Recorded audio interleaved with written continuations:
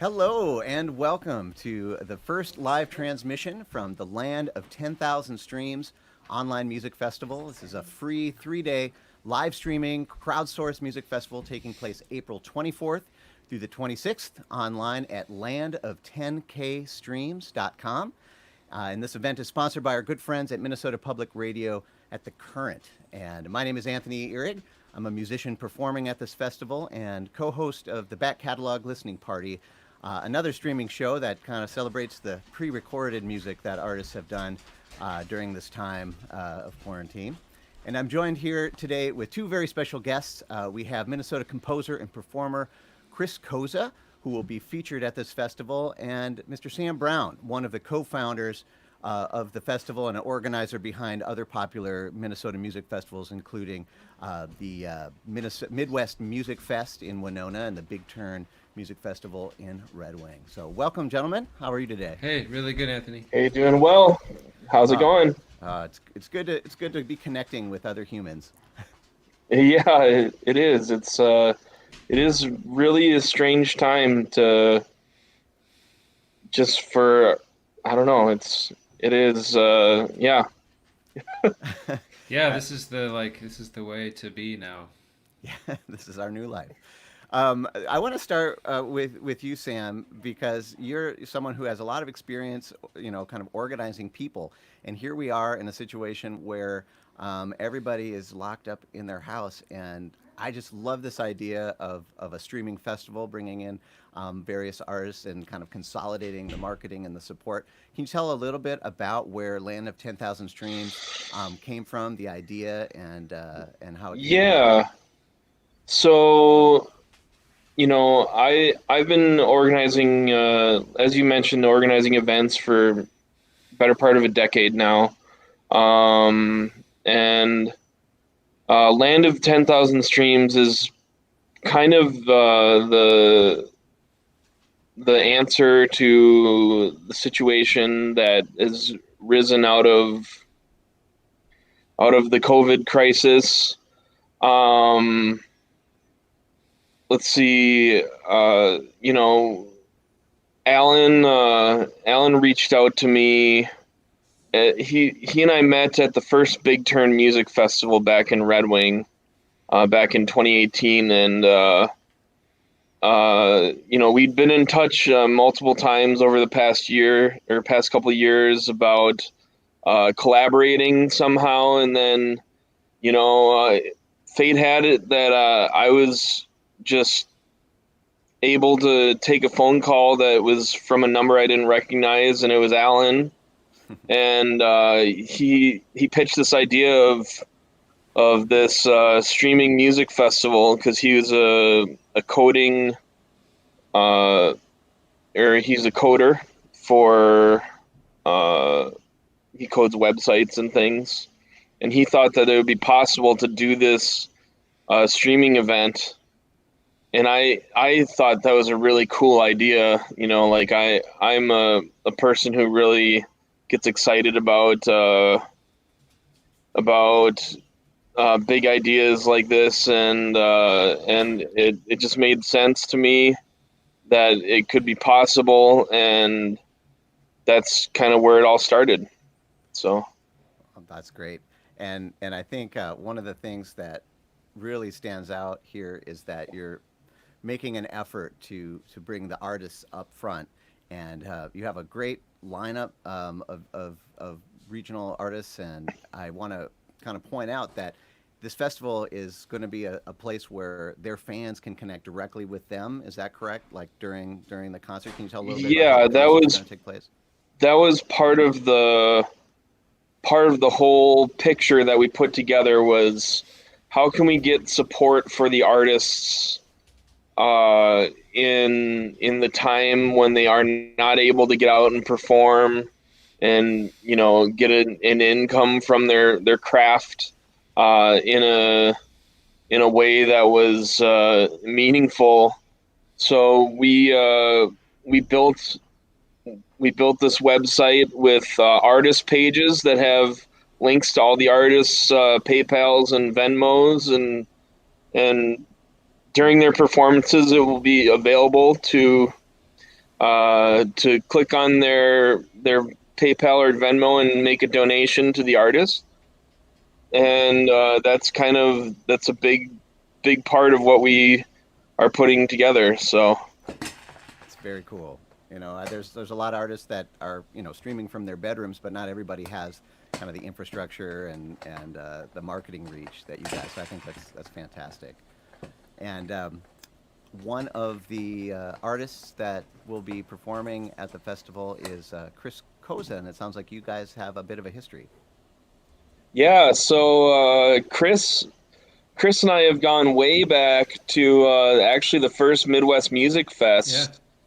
It was very cool. So when I came up with that concept for that event back in February of 2010, I was really, really, really looking hard for a good headlining fit for the festival, and I had very little budget for the festival, and I just kept hitting a bunch of let's see dead ends when it came to uh, recruiting someone that I felt would be an appropriate fit for the headliner. And I remember, I believe it was Bill DeVille I reached out to, and I said, "Hey, Bill, do you have any ideas of who I could reach out to?" And he said, "Well, why don't you try Chris Koza?" And I, I, there's Chris was working with an agent at the time, and I remember reaching out to his agent, and it came back, you know, Koza wants to work with you on your budget, and I was just like I was so thrilled and amazed that it was that came to pass, and then it was Rogue Valley's, the seasons year, Chris. That Yeah. that was an amazing time for you and your group, and It was. It felt very important for yeah, us. it was really cool, and we had the drops down in the Masonic Temple and everything. You think you played in the cave? Yeah. That was pretty wild. So yeah, thank you, Chris, for for always coming through on projects and everything. It's always been great to work with you.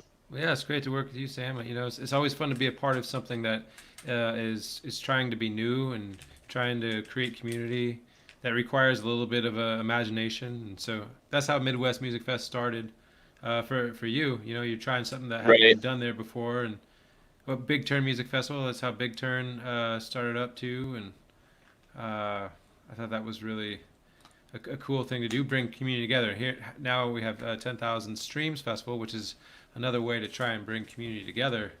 And it makes sense that you would be the one to try and spearhead this together with some people.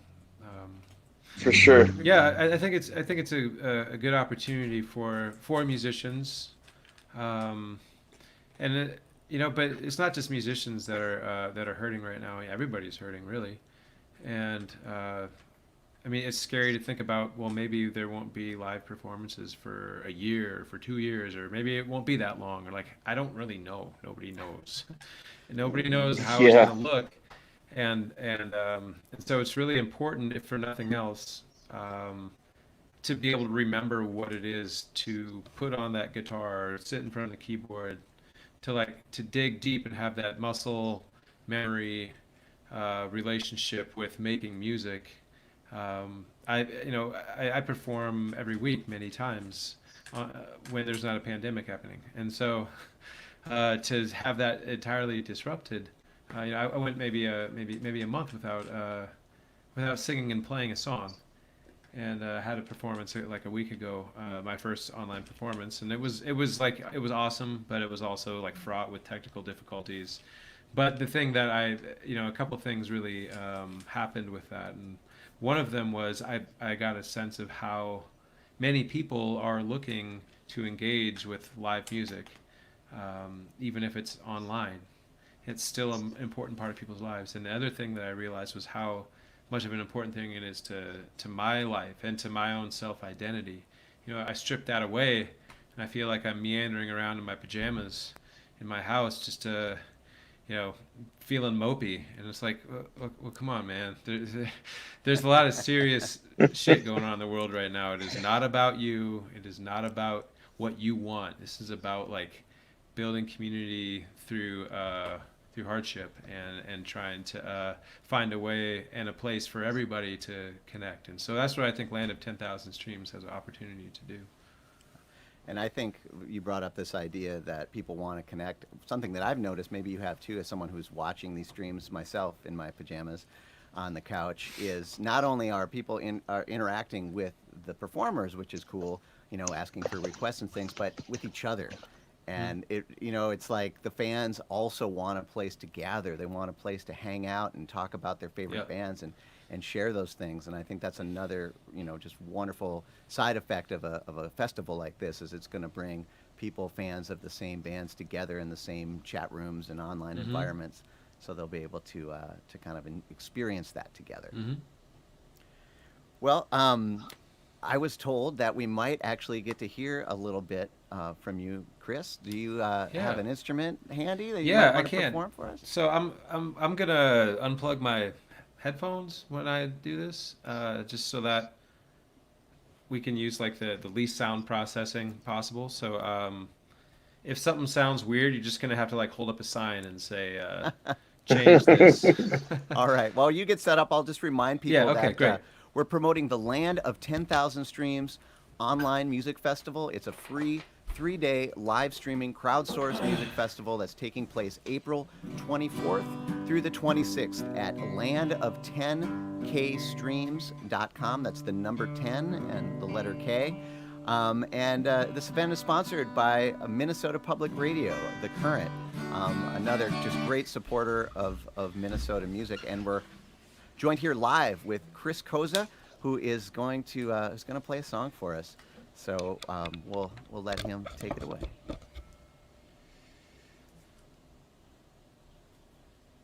All right. Well, I think that I'm full screen, so it must mean it's time to start.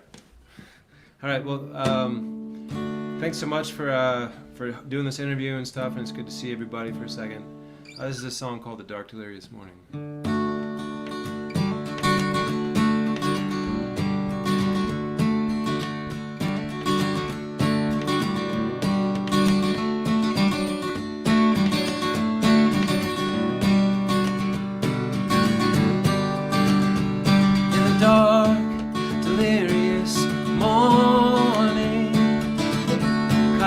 Gaining confidence in the quiet of the morning, rolling towards the light.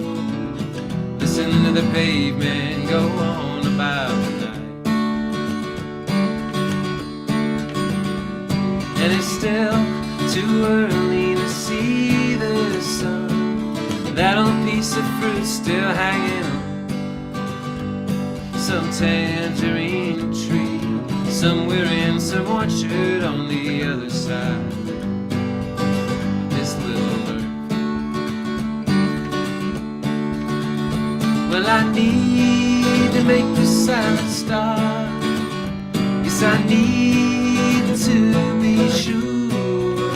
Well, I need to make you understand that I don't know where to go.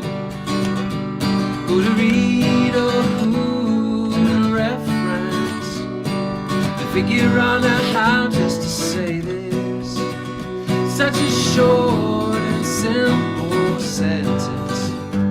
La la la la la la la la la la la la la.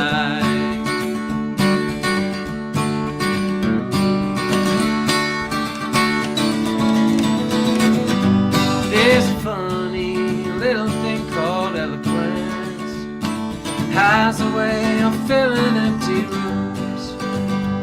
But no matter how hard you try to hide, well, you know that the truth will still come through.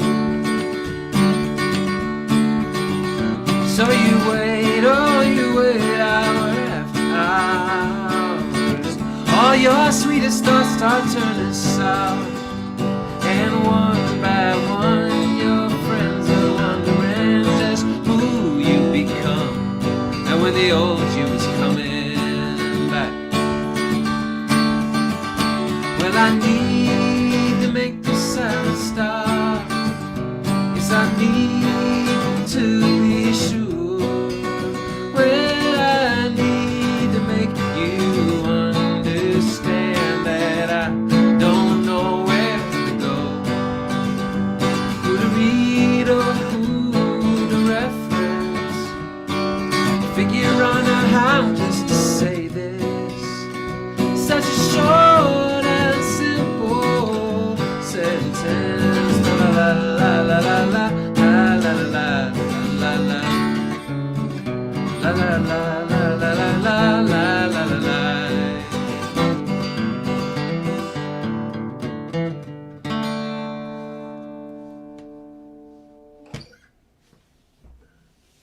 All right. Nice, Chris. Thanks, guys. Thank you. That sounded fantastic. Put this back in now, so we can. That's just a